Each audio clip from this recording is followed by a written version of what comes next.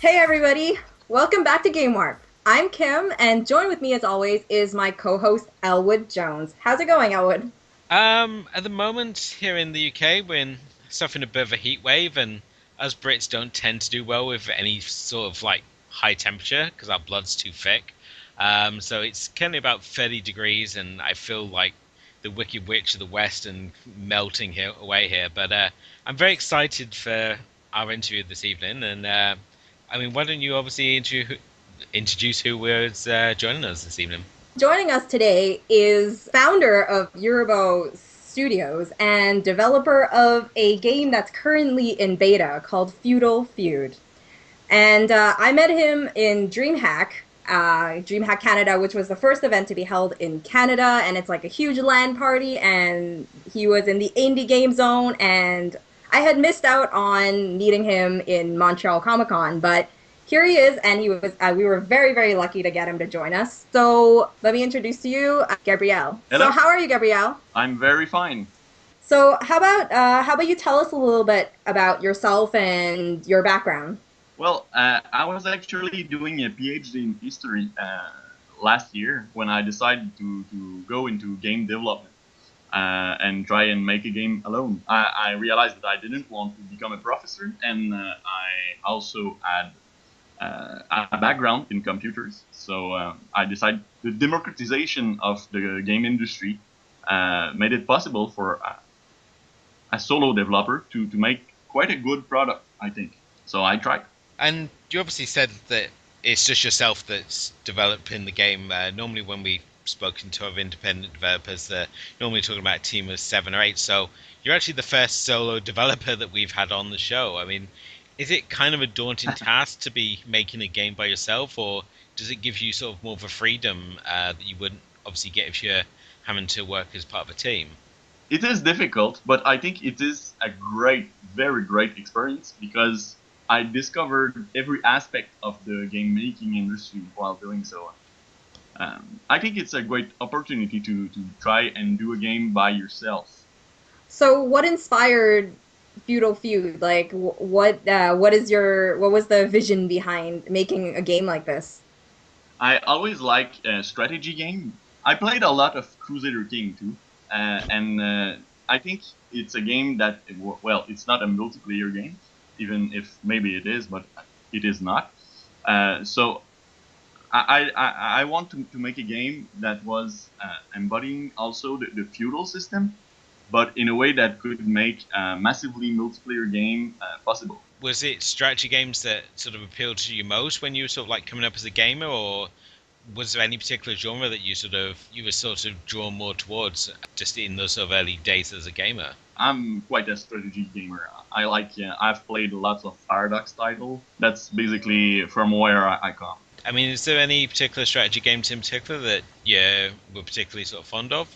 Yeah, well, Crusader King is quite the game I've played the most recently. I like very much the depth of the game, and I like the idea behind. And now, obviously, with Feudal Feud, you've essentially thrown your own hat into the arena and obviously given us your own strategy game. The strategy game sort of template, really. Is it a sort of more difficult sort of genre to work in than, say, like doing shoot 'em up or like a puzzle game? Well, I think it is an hard game to make for a solo developer. I think I found myself quite a big project to do on my own, and that's why it took me much more time than I thought. Also, when I was at the beginning of this process, How long did you originally think it was going to take you? I was thinking of being able to ship it in something like 8 or 9 months, and now I'm on this for. I've been on this for a year and a half, and I'd like to put 6 more months in it if I can find the funds to do so. What would you say has been the biggest sort of obstacles you've obviously had to overcome? You've obviously said that when you started that this was supposed to take 6 to 8 months. You're now over a year into development. What's other sort of the obstacles that you've had to sort of overcome in the development sort of stages of the game? It was definitely the whole multiplayer environment that this game is in. So yeah, working with the networks and the timing of requests from players to a server was quite daunting. Obviously, now that you're in beta, you have to build a community. Pretty much you have to have a community of players that are willing to always be active to keep the game rolling. How do you is that one of the obstacles of trying, like, how are you approaching getting players to go into beta, to try out the beta? Well, it's a free-to-play title, so that is easier to do when I find someone which is interested in the genre. But then it's being alone and with no marketing budget. Yeah, this is the same thing for every indie. But having eyes of people on your game is quite the problem of the indie industry. Yeah, I mean, certainly it's something that we've had before when we've spoken to other independent developers. The fact that compared to like a big studio, you obviously don't have the millions of dollars to spend on advertising and Yeah. promotion for your game. It's all very sort of grassroots level in getting the game out there and getting people to play it. What was sort of the appeal in making a multiplayer game rather than, say, just focusing on doing a single player strategy game where the player can sort of compete against the computer? I think it would have been quite easier to do so. And I've read a lot. When I started up, I knew that everybody knew that it was quite easier to start with a small project and then have a bigger project. But the thing is, it was this project that kept me going. So I really believed in the ideas behind this game, and I really thought that it could succeed. So that's why I was able to work 10 hours a day for 6 days a week. What do you think it is about game developers and certainly creatives in general that we constantly find this sort of sadistic need to push ourselves and challenge ourselves more than taking the sort of easy route with games? I mean, is it just the thrill of the challenge in obviously creating a multiplayer game over, obviously, as you said, the easier route of just doing a single player game? Or is it just the fact that you believe that there's a much larger market for this game if it has that multiplayer element than if it's just another single player strategy game? Well, it was this idea that kept me going, but this idea could not have worked without the multiplayer aspect of it. It is a game that lives through social interaction. It is, before being a strategy game, it is a diplomacy game. And that's what is interesting in this game. Players discuss between each other, and you don't know what a player will do next, but it's still not random. It is someone who is deciding, so you can try and predict it, but you're not assured of you're never sure of what everybody else will be doing. So that's Yeah. what is driving these games.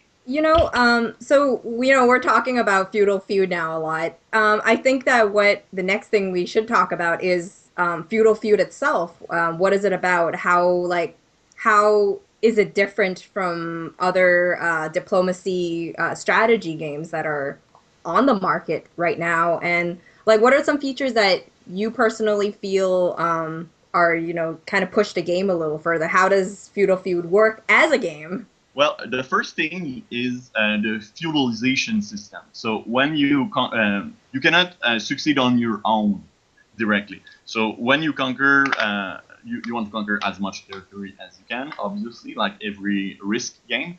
But then with about 10 territory or something around this, it starts getting negative economically to have more. So instead, what you want to do is conquer other players who then become your vassals and who pay taxes to you from their territories. So that's how you can grow a lot. And the more vassal with the more territories they have, the more influence you have. And then this makes unlocking building in your city and growing your capital possible, and become more powerful and try to keep them all around you, because they can revolt at any time too. And you still got to negotiate with them even when you conquer them. you got to convince them either by having a huge army around them and convincing them by force, if you want. Because if they do not comply, you will just attack them again. Because if they revolt, you can attack them again. So either through force or through negotiation, because they still want to grow in this game. So you can convince them by helping them attack their own neighbors. So they get more territories, and you get eventually more taxes out of this. And you also can lie and scheme and ally or break alliance as you wish. So that's one part of the game, which is adding to the diplomacy aspect of it. And the other thing is that the map itself, the map of the game, is persistent. It's an instance with about 100 players in it, but this instance is permanent, but players aren't. So players will die of old age eventually. So that make it impossible for players to be the most powerful players on the map just because he played a bit longer of all the others. So he will die, and he will leave a big hole in the map. So I want this geopolitical map to be always shifting. And when an old and powerful players die, all his vassals become free, and there's a big hole in the map. So there's opportunities everywhere and all the time. That's the idea behind this feature. And also, when you die, you get XP out of it, so you can unlock a few perks which carry on between the games. And also, on your next game, you will be playing against players who are also on their second. Okay. So I mean, I love the idea that the game is constantly evolving, and the fact that you've put in this sort of counter against, as you said, the boss sort of players, those who sort of either grind away at the game or have been in the game longer. And this is constantly I found to be an issue, is that you have those older players in the game when you look at things such as Eve. And obviously, because they've been playing so long, they have all this money, they have all these resources and technology, and you as a new player are basically just there to either obey or be stomped into the ground. So I love the fact that just because you're on top doesn't mean you're going to be on top forever. I mean, the fact that you basically have to fight age, which I think is certainly a new one for me, the fact that your character can just die of old age. I think that's a really nice sort of twist on a theme, really. I think it's a good way to balance things, because finally you're competing with people who are of the same generation as you are, because you're attacking them when you're young, but in the shadow of the older players. But then when they die, your generation of player become the strongest. So you have a chance to try and be the bigger possible before I have dying. to obviously ask as well the fact that, do you find that more developers now are putting in these sort of safeguards into the system because of previous games where you would obviously have these boss players? Do you think it's now becoming more of a necessity in these games to find ways to balance out the game, so it's not always that you have these players who just dominate everyone, that even if you're entering as a newer player, that you still obviously have a chance to succeed and sort of rise up the ranks? Do you think it's sort of like now it's a necessity for these companies to put in like a handicap system to obviously ensure some sort of fair play? Yeah, well, I think there need to be some fair play in games, and ways to have some kind of equilibrium in games. So people are not, like you said earlier, you cannot have someone who is just the strongest, because in a game like Clash of Clans, you can have people pay and become more powerful, and nobody will notice because they will be matched with people who are of the same level as you are. But in a game which is played on a map, it is quite easy to see when your neighbors has grown a lot faster because either he paid or because he's older, or so this become a problem. So this kind of game is maybe more needs to be balanced, because if it is not, it is boring Yeah, for everyone. definitely. Well, I definitely think that having a limited lifespan is very good. I mean, like you give the player, I think it's a 17 days Yeah, of being alive and trying to build as much as you can, but at the same time, everything that you do also like has a different amount of time, like building troops, adding people to your army or something, or your troops will cost you X amount of minutes, and then building another building, upgrading your building is going to cost you how many hours, sort of thing. yeah, It's just, I guess the curious thing I always have is how you would determine the length of these, like for different things, will keep the immersion, but still feel like it's not hindering the experience because there is only a limited time. If I'm taking, say, like 5 hours upgrade a building or something, or 2 hours upgrade a building, then like it cuts off on the time where I move away and then what brings them back. yeah. But there's this mechanical and economical thing, and yeah, the beta has helped me a lot to balance things. I've increased the price of things of 9,000% and decreased others of the same amount. So things have moved a lot in the first week of beta, and it was needed. But also, apart from this mechanical or economical part of the game, the progress of players will be with their diplomatic or social skills. This is how they can truly progress in Okay. this game. And obviously, at the moment, the game is in its beta sort of stage. Something I've noticed recently, especially with the launch of both the Xbox One and the PlayStation 4, and that's that companies are now more keen than ever to give out betas to players to test out things in the game. I mean, we just obviously Mhm. seen as of last weekend the tech test launch for Titanfall 2, the fallout of which has now seen the developer going back and making some major changes, as was announced today. Um, we've obviously seen further beta tests with things such as like Doom, which did its multiplayer test, the Division, which again did its beta test, and even games, more independent games such as We Happy Few, which I believe gave away about 40% of its game Mhm. as a beta. Do you think that the beta for this key thing now for companies to do, to obviously give it out to players rather than just using in-house testers when it comes to developing games?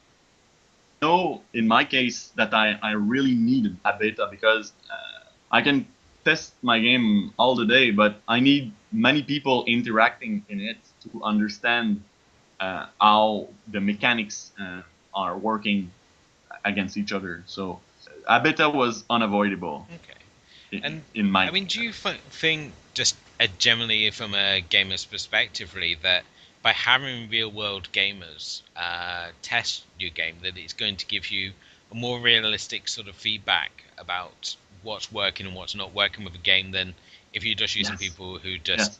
test betas for a living? I think it's quite important, because those people who are interested in my beta now are who will well, they will be my players. They are people who, when they read about the game, they are interested in it, and it is a niche game. So those people are my ultimate. Eventually, they will be my players. So I want their feedback as soon as possible in my development loop. So how are you getting? I just wonder, how are you getting the feedback? Is it just by like, do they message you, or Oh, how would you get the feedback? Yeah. well, there is a forum, but essentially people are sending me emails. So there are email which is written in the game and outside of the game and in the Play Store page, and so it's a so and people are using it to send me their ideas and what they think works or not do not work, or what they feel Yeah. is missing. Okay. Yeah, you mentioned that like obviously Feudal Feud for you is it's in the niche market, and I was just wondering, like, what when you started this game, what was your were you targeting a specific audience, or is this, or would you like this to appeal to more than the niche market? I think a niche. is the best thing an indie can aim for, because if I aim at really common market, usually there are already AAA studio which are doing great games for a mainstream audience.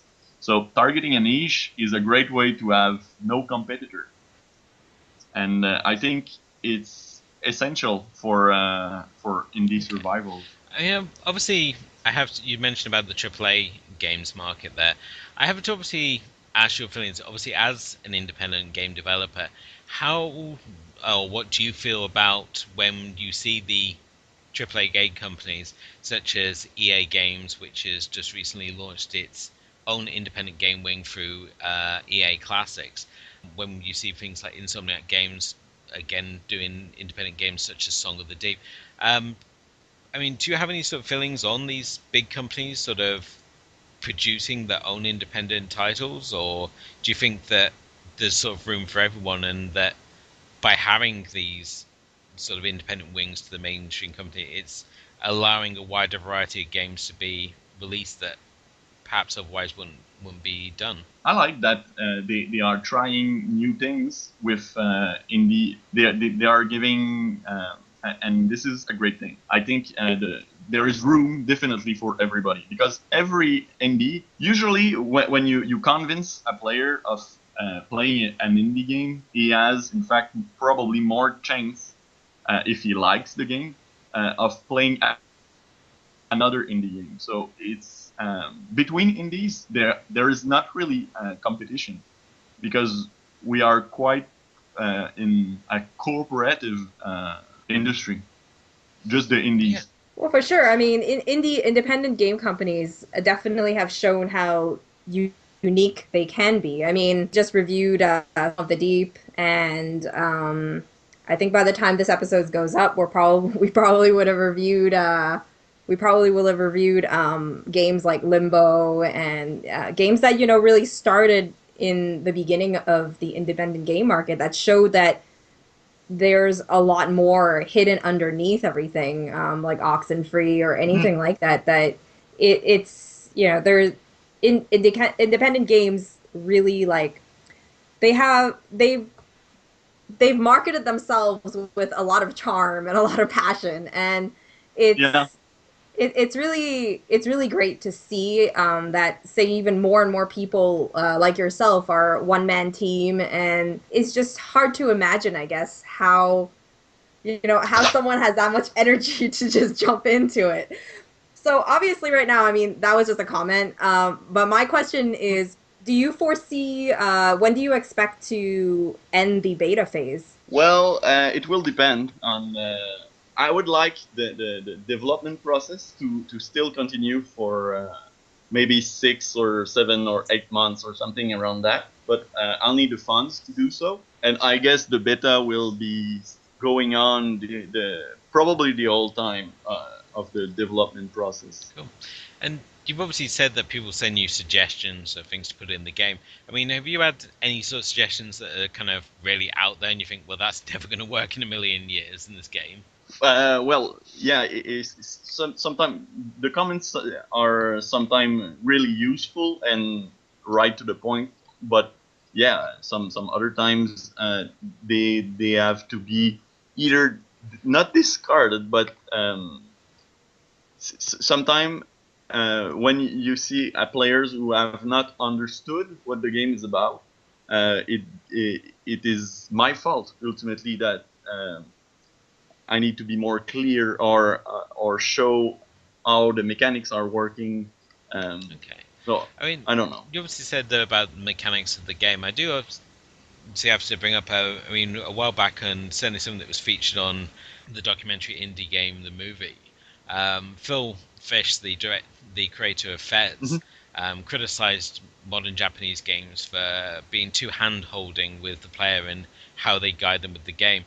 Do you find that when you're developing a game, you're trying to not be like that you have to guide the player through every little step, that you feel that you can give the player room to obviously explore and discover things on their own, or do you feel that with a game like this that it's best to break down the game into sort of like simple steps? This is a big problem everybody have when they are creating a game.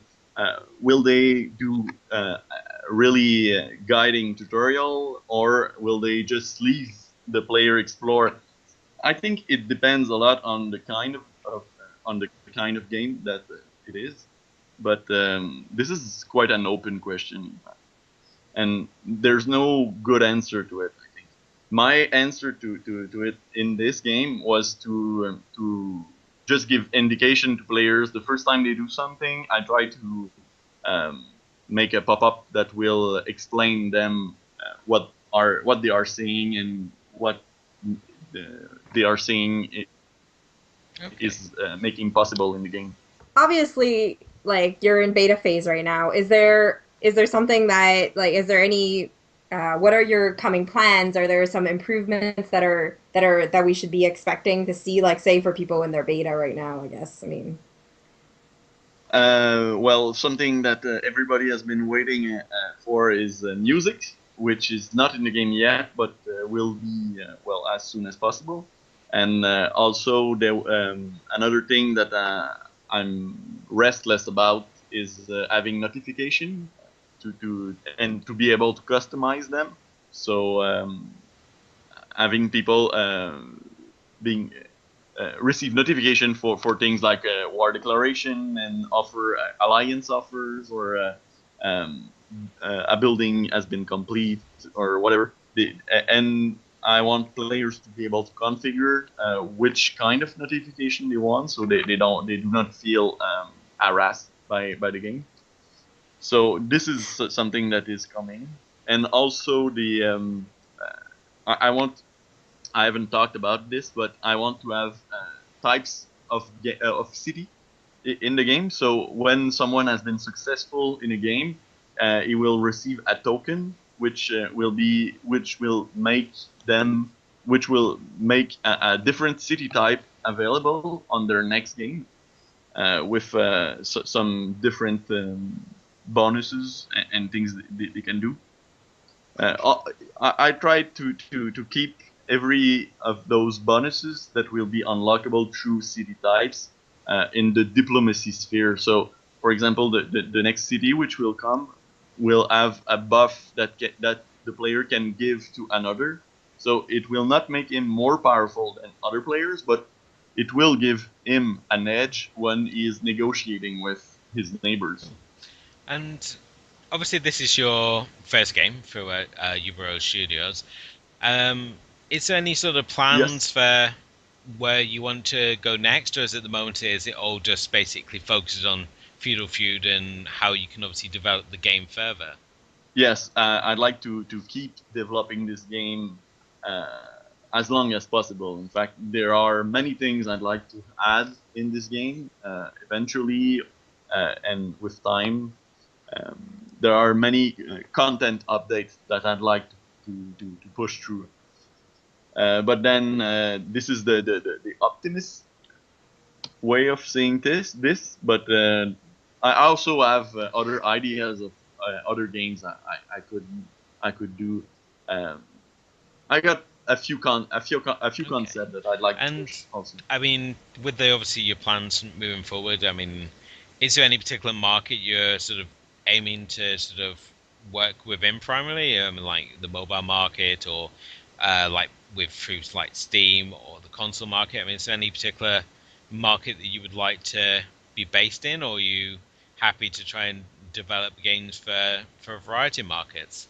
Yeah, I'm not focused on a market. I'm now developing for mobile because it is what make possible a game that is in your pocket all the time, so you can receive your notification and see that someone has declared war on you, so you'll react instantly, or you'll think about it, and the next time you got a few times, so you get a pause or something, you'll be able to react to those things. So um, it's something that people were thinking about when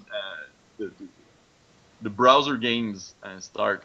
You always add internet access, so you could play a game continuously.